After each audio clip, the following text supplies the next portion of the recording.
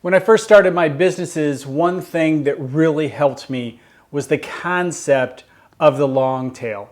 The long tail is a business concept that can really help you out if you are just beginning in your business, but also help you expand your business as you grow. Welcome, my name is Rosh and I teach the combination code to creative entrepreneurs just like you to help you find more customers and clients. And if that's of interest to you, be sure to subscribe because I keep cranking out more videos related to finding more customers and clients. So the long tail. The long tail is a concept that is best known as it relates to online, say, e-commerce, but it can be adapted in many different ways. A good example of the long tail and how it works and how you can use it to your advantage is, say, two types of stores. Let's talk about furniture stores. So let's say you have a brick and mortar furniture store. The problem there is that yes, it's convenient and people can buy things immediately, maybe even take them home or have them delivered relatively soon after they make their selection. However, there is a limited number of items within that store that can fit within that space.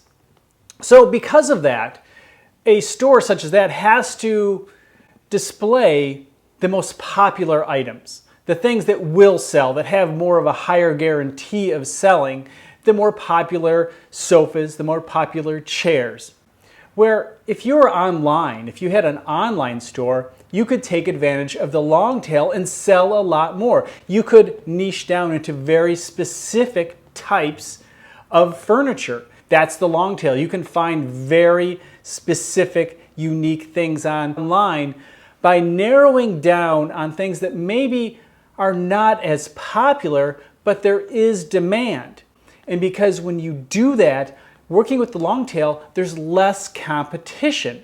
So a better way in which you could become an expert in an area by niching down, by focusing on things that people want but maybe are not as popular, is that the same things as the bigger stores or bigger companies or professionals are servicing. So take the time to think about how can you employ that long tail to get into the game, into the market you want to get into, and then how can you use the long tail by expanding or even shortening that tail, going into the more popular items. Because look, once you start to sell, you have a little bit more clout. Once you start to become an expert, you have a little more clout, so you can go after the shorter tail items. Here's another example of the long tail. Let's say you're a photographer, and if you're trying to, say, rank your website, you hear about the term the long tail quite often with search engine optimization. So let's say you want to rank as photographer. That would be pretty hard to do. The competition is really tough. But if you use the long tail, which would be multiple words, niching down, so let's say you could try for your region or your location. So let's say California food photographer, a little bit longer tail. But maybe niche down even more. Maybe it's Austin dessert photographer.